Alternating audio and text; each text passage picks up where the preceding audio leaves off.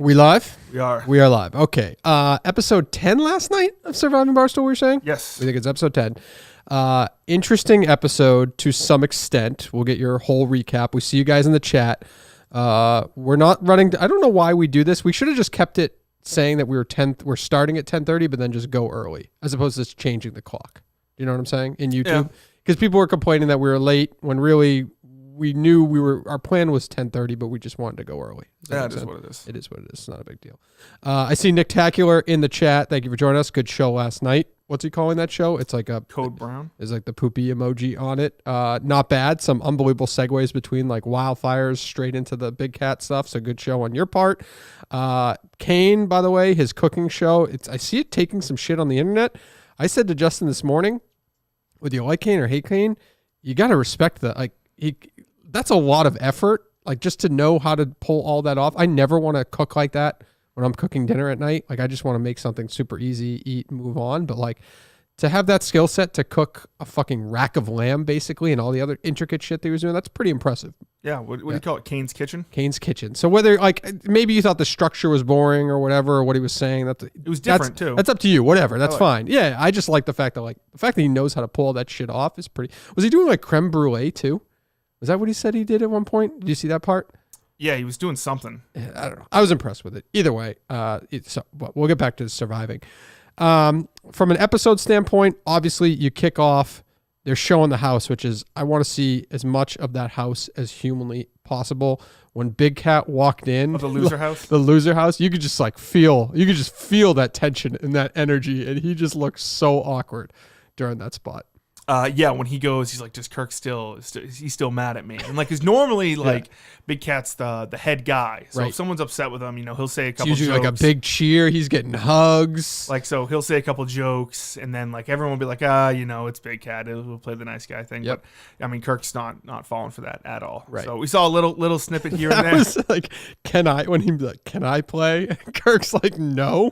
That's fucking phenomenal. And then he just leaves and goes and hangs out with Mincy or whatever. It just. I hope Dave knows that he signed the check for Rhea when he wrote Keegan's name down. I hope Dave knows that he signed the check for Rhea when he wrote. Oh, I see what you're saying. Talking about the vote. Yeah, we're gonna get into the vote in a second because I brought something up to Justin and then we kind of like mind fucked each other. So yeah, the hate is priceless thing. I see that in the chat. That was a fantastic open to the show. Just a great line by That's Kirk. a great line for like the sitcom, like introducing people, just like a quick little quip, like hate is priceless. Why did it say like everyone else just got their name, but then it said like introducing Biz? Why did Biz get the introducing? Or is that just like because it's the last thing? Because he was the first in, I think it was like introducing, like as if it was the loser show, like Kirk's been there since the last episode. Biz was the last one to come in. The last one. That makes sense. Okay, that makes total sense at that point. Okay. Just first initial thoughts outside of the loser house of the episode on your end. I think it was one of the funnier episodes. Yep. I couldn't stop. It's one of those things where, so it was obviously people were crying left and right. The girls were just bawling their eyes out. Nonstop. It starts off with Rhea having a panic attack because Will Compton sends a text message to her that says, you got to cut Dave's throat if you want to win over the jury house. Yeah, let's get into that for a second because I saw that and I was just like, first of all, like he just gave the keys to the game to her. Like everybody in that house hates the fact that Dave rigged the game to some extent, that Big Cat's a part of that. If you vote out Dave or if you get him out of the game, like you're going to win over so many people in the house. That's just a fact. So to me, he was helping her in that situation. I don't know why she reacted in the way she reacted. Like why is it that? And I'm not talking about like she clearly has some anxiety issues and stuff like that. I just mean like, why would that throw her off so much in your opinion? I just think it's just like that fear of voting out Dave. Like she has to stick to the plan, and now all of a sudden somebody gave like the keys to her. Well, because I think she wants to win, but she also wants to stay true to her alliance. So it's like she has to. Right, but that's inside information. Like she's in a fork in the road. That's inside information that she got to win the game. First of all, like she doesn't have to use that information. I guess my point is like, either way, use it, don't use it. Like, why does that make you that emotional? Is what I want to know. Like, why is that stressful? Of all things in that game, why is that text? People say the game breaks you. Everyone who's been in the game has been like it breaks people. Oh, Kelly Keys' Twitter timeline doesn't prove that out today. I don't know what does. We'll get to that. Yeah. But yeah, I think it's funny to watch. I understand like mental health is a real thing. When people cry, it's sad. But Yep. when people cry over silly things, and in the grand scheme of things, like this is a silly thing going on, when they're running around and Dave's like, why is she crying? Does it have to do with the show? And the girl's like, it has nothing to do with the show. Well, I think the game's super competitive. I wouldn't say it's a silly thing going on. Yeah, everybody wants to win. Everybody, but they take it serious. This isn't someone dying. This isn't someone. No, this is someone. But it's funny to see people cry. I think. Yeah, but my thing isn't necessarily like that because of the game. It's just literally like that specific aspect of the game. Like that shouldn't have made her like feel that. I don't know what makes her feel those ways, but like why would that? It is just my question. I don't know. It's he has a read of a lot of the people who are going to be casting votes at the finale. He has a read on them, and he's giving her information. Why, whether she uses it or not, it doesn't matter. But why she would take it to a negative place, I don't really get. I don't know. You'd have to ask her. Yeah, that's what I'm looking forward to hearing that. But the amount of crying that was going on between Rhea, Kelly when she got voted out. Yep. Moobs. Megan was like in tears when she won. Megan just feels like she's in tears, and she just feels like I almost get the Megan side of it because she just feels completely like out of like she doesn't have any alliances. She could go at any moment. Like she had to win. Was she the one who won the challenge? Yeah, she won the challenge. Yep, she won. Like she had to win or she was toast. So like I can understand because she's got like nothing going on in the game right now, so I can see her being emotional. But the other ones are just like nonstop. It just doesn't end. It's just it's fun. Like one of Kirk's favorite Barstool moments is a cry. A good cry. Like when Riggs is crying. It's just it's funny to see, you know, when Jeff cried at the end of like season 1 of like you understand it, but you're also like you do chuckle to yourself. And By the way, did you see the picture of Riggs with Tiger Woods yesterday? No. It was Riggs, Frankie, and Trent with Tiger Woods. Riggs looks like he lost like 75 pounds. He looks like he is on Ozempic or something like that. Oh, good for Riggs. Yeah. So I didn't think he had that much weight to lose, but he looks super skinny. But yeah, I do want to see more of the loser house and just them interacting with each other. Which they gave us a good amount of that. I think so. Yeah. Because right now it's just when there was 2 teams, you know, at least there was like talk back and forth and it would go back and forth. Now I just feel like they all just sit in the gambling cave and just are like, okay, Rico, we're going to talk about you, so you get out. And then right. Now you get out. Now you get out. Right. But yeah, it was interesting to see that. I mean, Rhea's going to be in the top 4 because she has an idol. Rhea has fucking stones. I'll give you that much. Like the fact she didn't play her idol at the end, just knowing, like she was even I think she was in the conversation saying like somebody might vote me out, but she had stones that like believed in some kind of whoever she's believing, like she had the faith in them because I would say most people would have used their idol at that point. I would have thought like Kelly would have been like, well, they're already voting for Rico. I might be on the chopping block. Right. I got to vote for Rhea or something. Fair. Let's get into that for a second. I think the craziest move in the voting process was Megan making money. Voting for Rico, knowing he had an idol and he was going to use it, correct? Like everybody knew he had an idol at that point. Yes. That was. I mean, yeah. He like bullied him into. Which is fine, but like it ended up being a smart play because then it threw like Dave was saying, it threw everybody into chaos. But why would she vote for Rico knowing he would do that when you could get out a strong player like Rhea? Like why would you? I don't know. That was my thought process. Why wouldn't you vote Rhea? Because Rico has to vote for somebody. Who did she think Rico was voting for? I think it's like Kirk has said. Like some people play the game to like get to the next challenge, and then some people play the game to win. Right. Like Kirk said, like when he was playing the game to win. He was thinking, you know. So she just 3-4 moves down the line. So Megan Making Money just did it so she could go tell people like I knew my vote meant nothing. I think so. Because it literally, everybody at that point, let's see, MMM is dumb voting for Rico. She easily should have gone for Rhea or Dave. Yeah, Dave would have been a fair one too, because Dave would have put it into a revote too at that point, right? Yep. Because Keegs had 2. And I was thinking Megan Making Money should have obviously went at Rhea, and then it would have been 2-2, and then it would have been a revote. Yes. Is what I thought. And the revote, they just vote, I'm just blanking. They just vote exactly the same. They just go back in there and do it again. And then it would have been... You can't vote for it's between the people. The 2 people, right? And so it wouldn't have counted for Rico because he used his idol. So Right. Yeah, I don't know. That's a wild move by Megan Making Money to do that. I think she could have really obviously disrupted the game. Turns out Keegs ended up with 3, right? Or did she only end up with 2? She ended up with 2. 2, and then everybody else had 1-1-1. Rico had 2.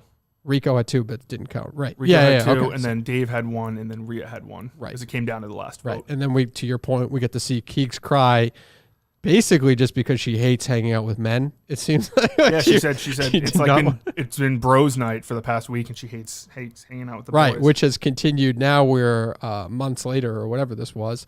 And what did she tweet this morning? So she tweeted this morning, "I will write a blog about Survivor now that I'm out and I don't have to be gagged anymore. Save your criticisms about my gameplay until I explain. I beg." And then someone replied, "Maybe." And by the way, like her gameplay has not been bad. She's in the top. She made it to the top 6. Yep. Like, do you remember a moment? You have a better memory than I do. Do you remember a moment where like Kelly Keegs really fucked herself in this scenario? I don't really remember. I thought she played a decent game. I guess maybe you could point with her like switching during the pink wedding, like going to the other tribe where they obviously have a stronger alliance than her. Yeah. Yep. And like joining in that. But she also thought the whole time that like she was with Rhea. Yes. So it made sense. But okay, keep going. Someone replied, "Maybe 10 people in the country care." She replies, she quote tweets and says, "No exaggeration. I'm going to kill myself if people don't let up on me. I can't even breathe without someone making me feel like shit. I am over it." Hopefully she's being sarcastic, but I'm assuming a lot of people, in the chat, I mean, in the replies did not think so. But I don't know why she's overreacting to, again, people overreacting to Twitter comments, because I actually think she played a good game. And at the end of the day, most people... It's only one winner. Only one winner, but most people would have tried to take out fucking to that, whoever commented this in the chat. Rhea or Dave should have been the play. So yeah. I was surprised with how comfortable, like that just shows how in charge he is, how comfortable he was with the vote last night. He doesn't have immunity. He doesn't have an idol. And he was like so confident that no one was going to betray him. Right. What was his last line at the end of the episode? It's just like, got to get Rhea. Like basically now he's protecting Rico.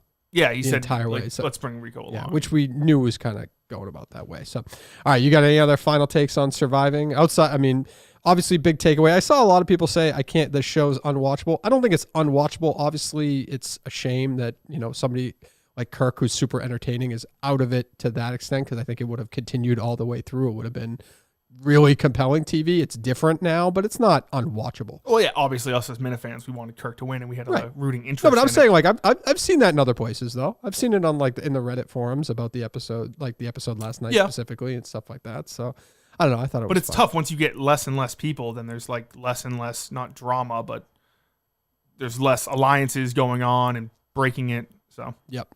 Dave knows Moobs does whatever he says. So there's a part of your reason, as somebody in the chat said. Keegs got carried specifically because she wasn't playing a good game. Oh, that kind of, but I can't cite anything crazy. She kind of, if he's just saying that other people carried her because they knew that they could just carry her along and then vote her out after, that part.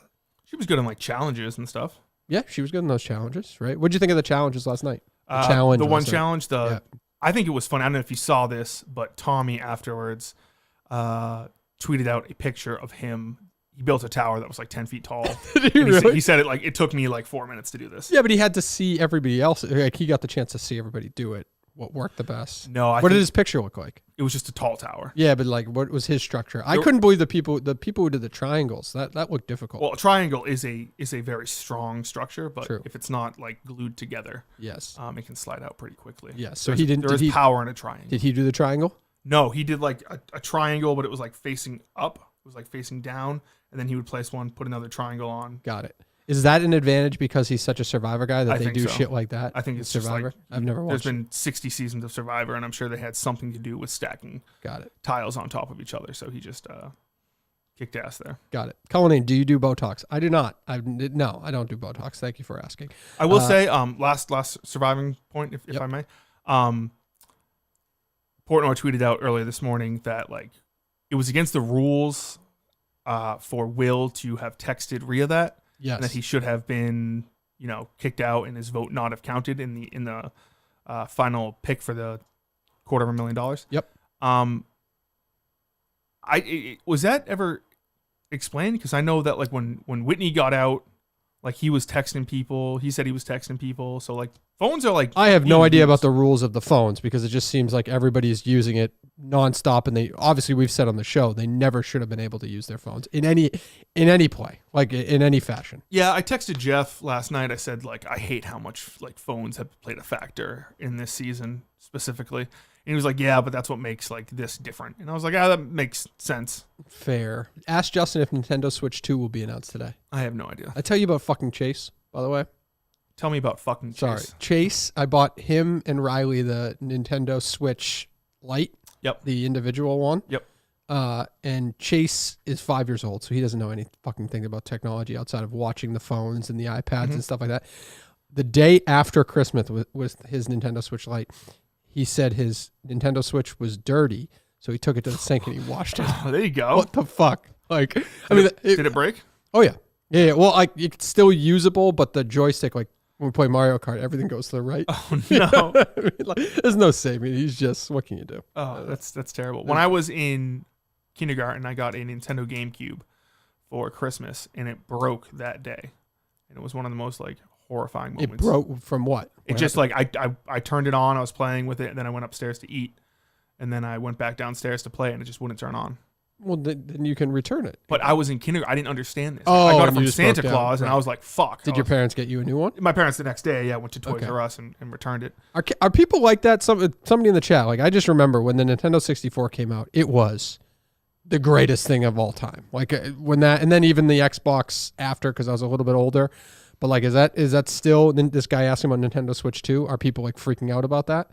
Like it's going to be so much better. It's a big moment. No, I really haven't followed it that much. No. Okay. All right. Let me see if the chat has any final takes on the on surviving episode. We'll move on. Dave hates his kids. Dave loves his kids. Are you still vetting third chairs? All I do is vet third chairs. Let's see. Love this. Could use Mick. We could always use Mick around the situation. Mick will be hosting Mike and the Minifans, I believe, on Friday night. Friday night. I don't know what happened with this pussy situation in New York City. Apparently, he didn't go to New York. I don't know. I think I wouldn't call it pussy situation. I think they were friends, and then to call it a pussy. He alluded to situation, like wanting a little bit more than friendship, though. You would say yes, that. but I wouldn't call it like a he pussy. went there. He also wasn't saying I'm going to New York to get some puss. He went there to New York to get puss. If Mick wants to put it that way, then I'm not going to put words in Mick's mouth. I mean, they said they were friends, and that. And by the way, that's not a bad thing. That's not a bad thing. It's not a bad thing. Right. I'm not putting those words in. And he spoke very highly of her, so he respects her. So like obviously. So exactly. So he respects her. So he's not going to New York City to get puss. Well, I mean, it's a benefit of having a good time and treating a woman right, I guess. I guess I wouldn't say he was going there. Well, I hope he didn't go to New York for the right reasons, right? Like I hope she wasn't like. Hope he didn't go to. Yeah, like I hope she wasn't like, oh fuck you, or like I heard you talk about this, like you know what I mean? I hope it is just like she decided. He said you do the math, so we got to do the math. Yeah, I don't like how the math looks right now though. That's all. Yeah. So all right. But yes, Mick, heard that call. Mike and the Minifans was down. Kirk said, Mick would be great at it, and he's doing it this Friday. Yep. So Brandon from Connecticut says DG is another Cullinane dud. DG was fantastic. I don't know if you saw him on Freddie's show last night. A fantastic guest. His listenership does not go as far back, unfortunately, as I would like it. I think it's late 2022. That's fine. But I mean, it's not horrible. But like, he doesn't know like the early jokes or anything like that. But it's all right. He sounded good. He knew most of the recent. He knows all the most recent stuff and shit like that. So. Cullinane definitely voted for Kamala. I did not. I was a Donald Trump voter. Let's see. Duck should be producer. Duck is fantastic. So that's a good comment. All right. That's it for the chat for that right now. What else here? Jeff said yesterday on the show that he is also open to hosting Mike and the Minifans. So he might do one episode in the near future. It hasn't been planned out yet from anything I've heard, but that's something to watch. Yeah, I think it'd be good. It'd be fun. Yeah, that'd be fun to see. Let's get into yesterday. The guy who tweeted out the picture of Big Cat, which the Big Cat stuff is still like blowing up the timeline. And it's a strong, what would you say? I think it's a strong 60-40 of people in shock still. Like, especially as the new stuff comes, like it's like it faded a little bit over the last couple days. And then when people see the picture yesterday of Big Cat wearing a Patriots jersey, and of all things, drinking a Sam Adams, for God's sakes, it pushed dirty more water playing in the background. right. Shipping up to Boston or something like that. It's just, I don't know. I get the sense that more and more people than you think are still like, wow, that actually is kind of fucked up. Like, I think a lot of people at first wanted to just like naturally defend him because they like him, whereas our take was just like, what a weird thing to lie about for so long. Well, that's the thing. People, there are people that are what are AWLs? What does that even stand for, by the way? Do you know? I have no idea.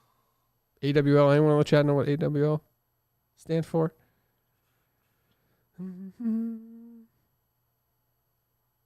No one believes DG doesn't have a Minifan burner, Michigan man says. That's a possibility. That's a possibility. He didn't look like a burner guy, though. Award-winning listener. Award-winning listener is an AWL. Okay. People were like, well, who gives a shit that he changed teams? Like, in the grand scheme of things, correct. People can change teams, whatever. Sure. It is weird to be like, I was actually never a fan of this team.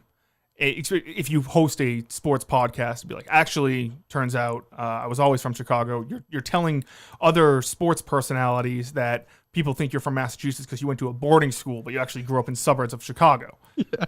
It's just that is crazy. It's just wild. That's all. It is crazy, and also like when there's proof, like this picture here, which you didn't put it up because it's going to crash the system, right? Oh, I can't put it up. Okay. So. Troll Socks tweets it out yesterday. Yes. Now, Troll Socks, if you don't remember, like this goes way back. That goes almost to, I think it's at least 2020. Oh, it's 2019. Is it 2019? He made the socks of Kirk and Mike, right? Because what they did, I believe they were paying for Mike's Ubers to Red 13. Oh, right. I believe so. Yes, I believe that was like their sponsorship. Right. Yes. Was they were paying for Mike's transportation to and from. And then we were talking about this morning, like, what was the falling out with Troll Socks? There was some falling out. I think Kirk mentioned that something along the lines of they made Mike Geary and Blind Mike socks. Yes. And they didn't sell very well, and they wanted like the show to pay for it. Well, it wasn't the most perfect looking sock of Mike and Kirk either, by the way, if I remember correctly.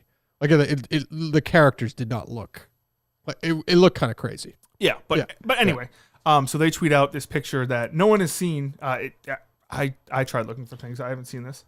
I'll throw it up on the. That was a great find, and now because we've done a little bit of research behind the scenes on this stuff, I kind of want to know where that came from. But yes, it's just Big Cat sitting on a couch wearing an old school Tom Brady jersey.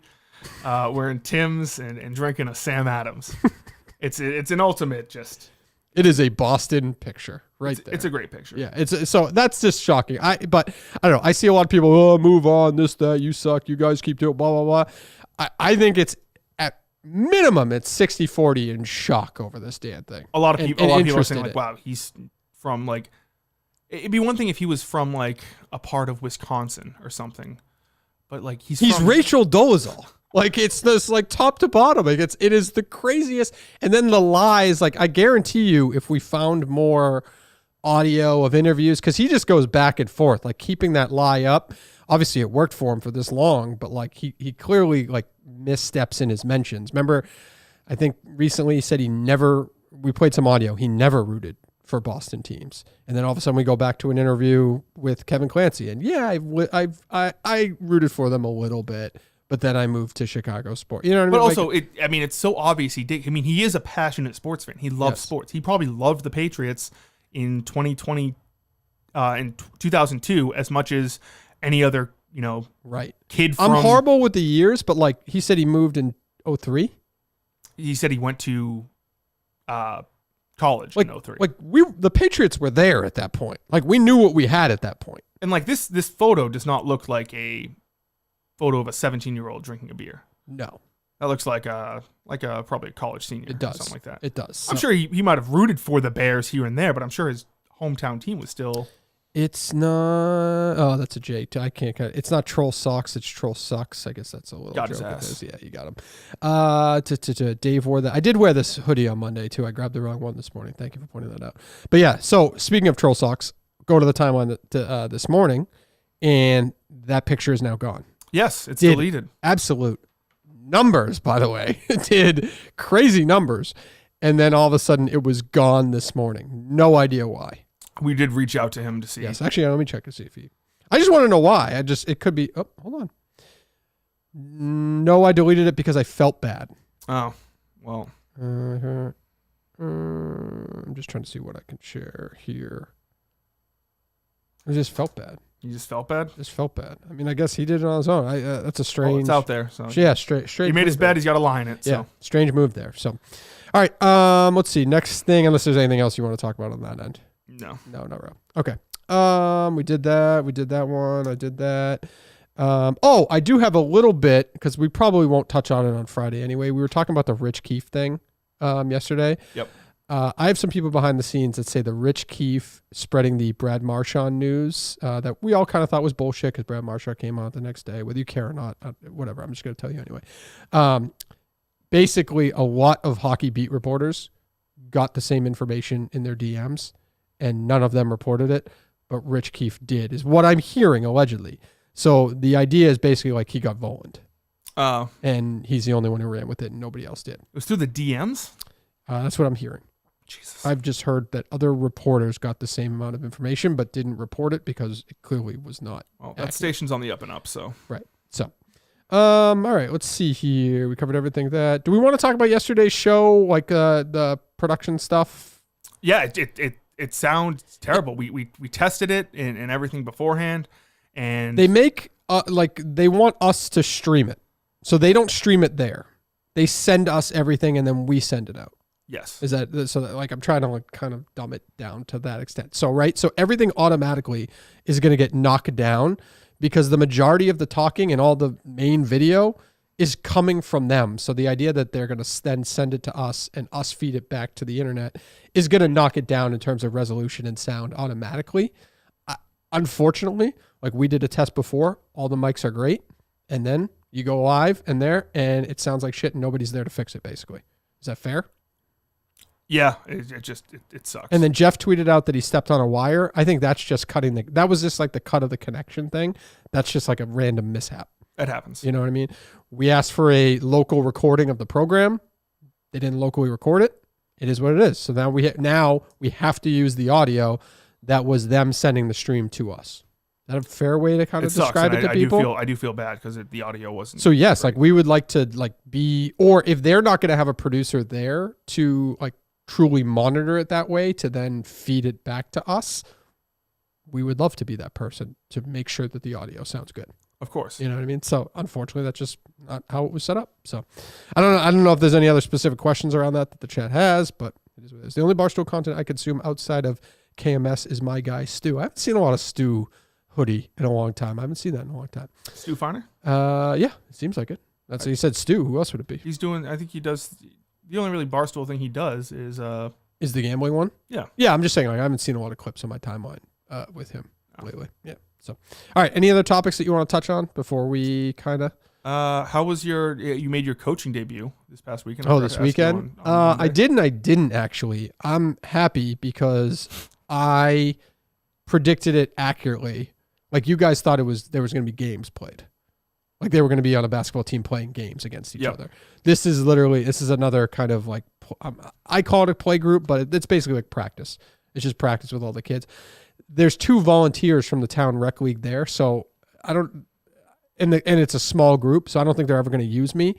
Riley was sick, so she couldn't go to her first one. Mm-hmm. And so I went just to show up and just be like, hey, I'm a volunteer. Tell me what to do and I'll do it every week or whatever.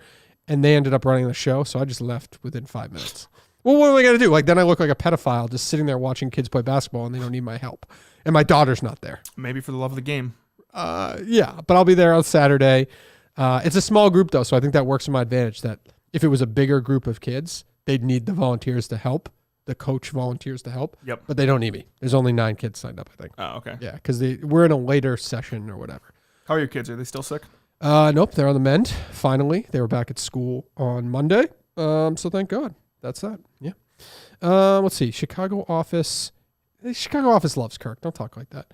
I'm just trying to see if the chat has anything else they want us to talk about or anything. Good comments here. Yeah, not really. Yeah, it's just the same old Survivor takes. So, yep. All right, all good. I had my first full day of factory. Fuck, I meant to ask you about that. Factory. Yeah, technically today is it. Your first full day was yesterday, so today would be a full day too. But it's kind of your third day because you had two meals the first day. 2 meals Monday. Okay. All I ate yesterday was 3 meals of Factor. That's it.